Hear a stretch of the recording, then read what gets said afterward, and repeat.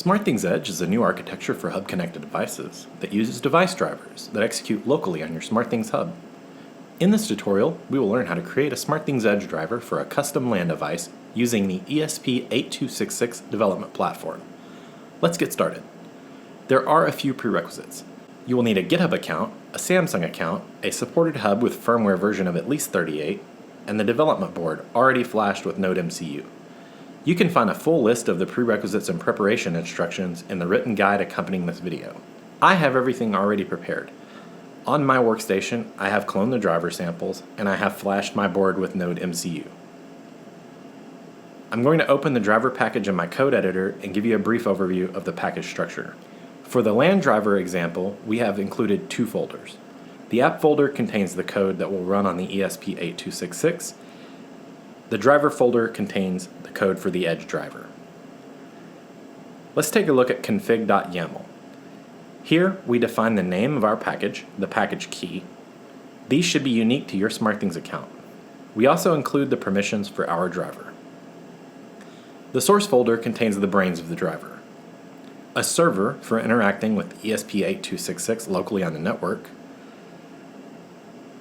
handling various life cycles, initializing the device, SSDP discovery on the network, a config file, and a set of command handlers.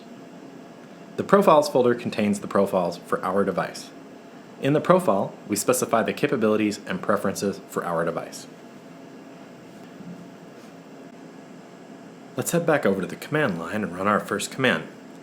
The command to create a channel is SmartThings Edge channels create. A channel needs a name, a description, and a URL for your terms of service. If the channel was created successfully, we will see an output with the channel ID and the other information we supplied. We need to package our driver before publishing. The command is SmartThings Edge drivers package. If the package command is successful, it will return a driver ID, a name, a package key, and a driver version. Now we can publish our driver to the channel. Use the command SmartThings Edge drivers publish. Select the channel to publish the driver to, select the driver we are publishing to the channel, and if successful, a confirmation will display that the driver was published to that channel. We need to enroll our hub into the channel containing our new driver. We run the command SmartThings Edge channels enroll. We select the channel to enroll our hub to, then select the hub that we want to enroll. If successful, you will see that your hub ID was enrolled into that channel.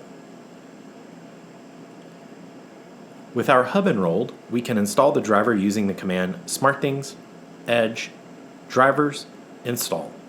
Select the hub to install the driver, and select the channel we want to install from. We also need to flash the application to our development board. We will use the Node MCU tool, CLI, to flash the files. This command needs to be run at the root of the project.